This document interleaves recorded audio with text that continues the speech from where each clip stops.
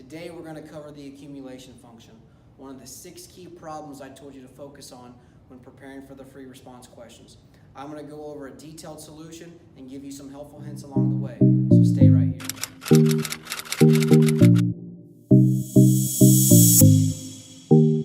Let's go all the way back to 2012 and look at that accumulation function. To do this well, there's 2 things you need to know. Second fundamental theorem of calculus and how to read or interpret a derivative graph. Now for A, we don't need to know any of those 2. Okay, so let's just look at A real quick. A wants us to find g of 2.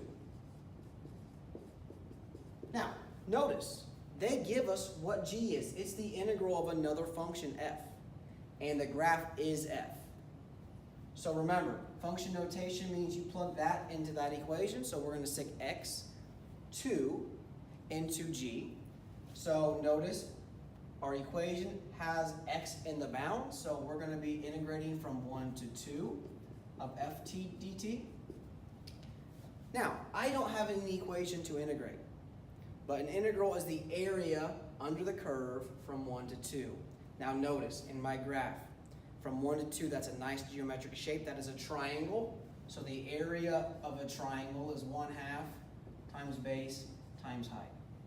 So, in this problem, the base of the triangle is 1. The height goes down to -1/2, so that has a height of 1/2. And when we simplify, 1/2 times 1/2 is going to be 1/4. Now, this is not the correct answer, because notice our triangle is below the x-axis. That area gets a negative sign, so our final answer is -1/4. Okay, so be careful there. Next, g of -2, it's going to be done similar, except my bounds are going to go from 1 to -2 of f of t dt.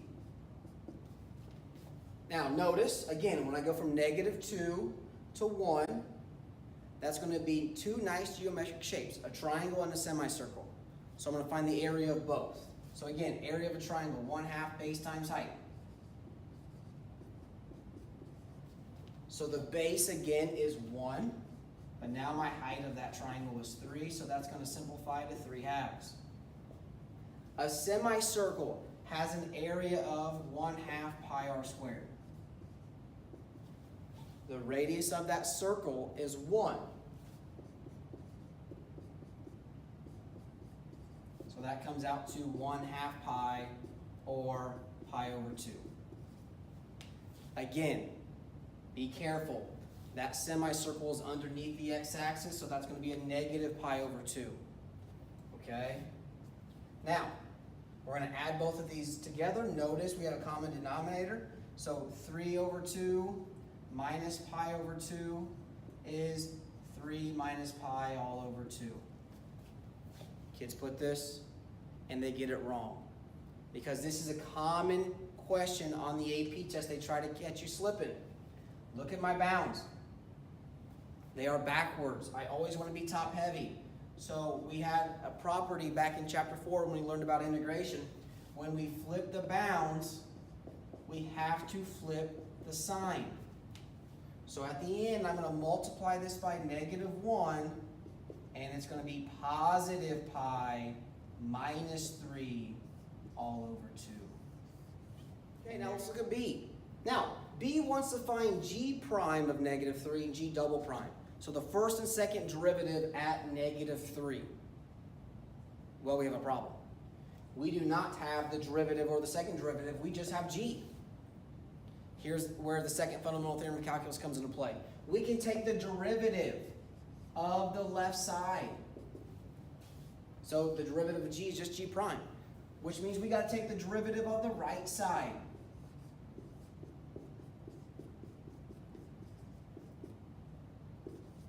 So, second fundamental theorem of calculus basically says when we take the derivative of an integral, they basically cancel with each other, and we're just left with f.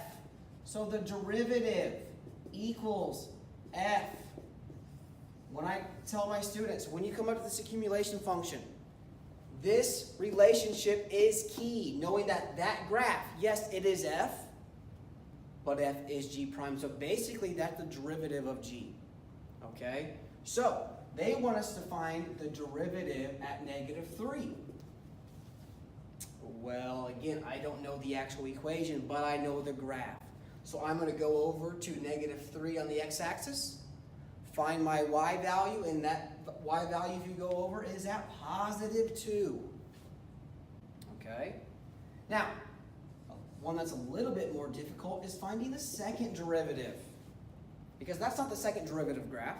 I don't have the second derivative, but this relationship here is key. The second derivative of g. So if I take the derivative of this side, then I need to take the derivative of this side. So the second derivative is f prime. And just remember, the second derivative is the derivative of the derivative. So if that is my derivative graph, the second derivative is going to be the slope of that graph. So this is basically looking for the slope at x equals -3. Now notice, at -3, that is a nice line segment. So if we find the slope by using rise over run, that line is going up 2 and then over 2.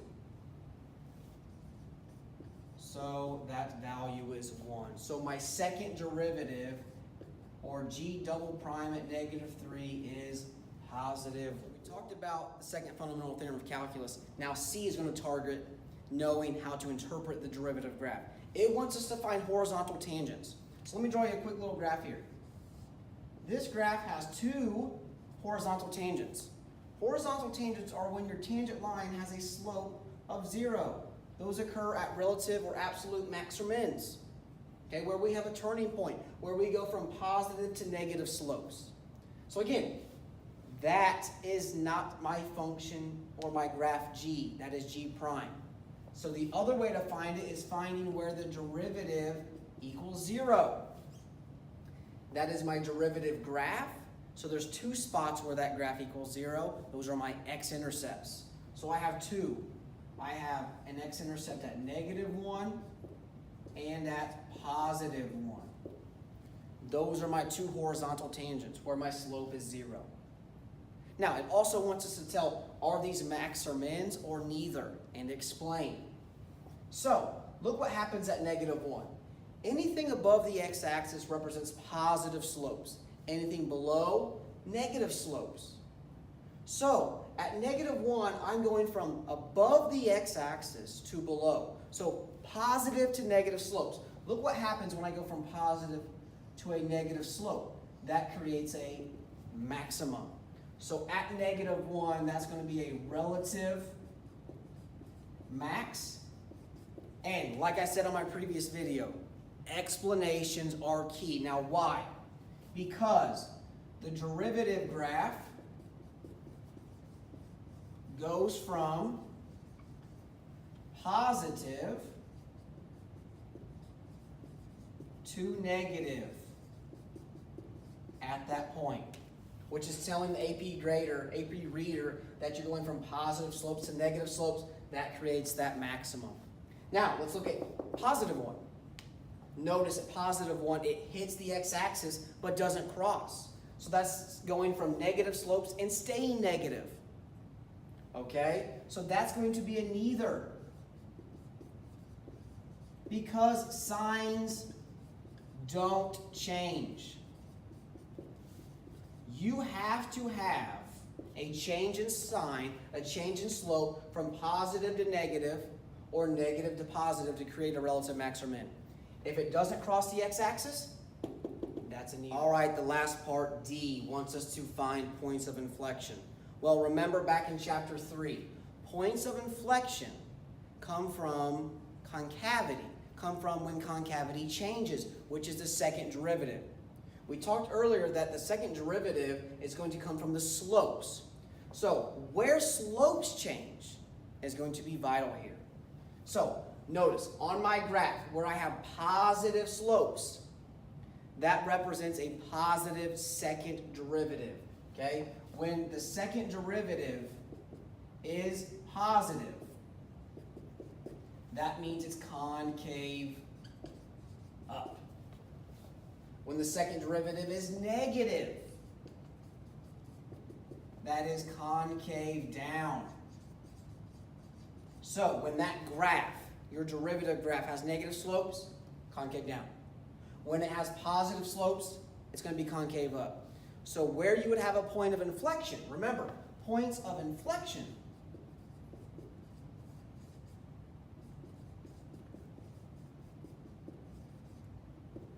occur where you go from concave up to concave down or concave down to concave up. So when we have a change in concavity.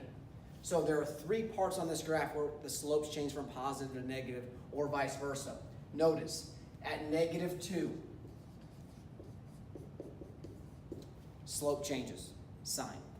At 0 and at +1. Now again, they want you to explain because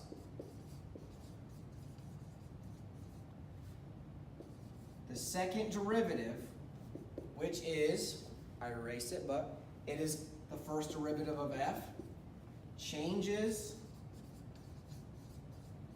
signs or sign and slope at those points.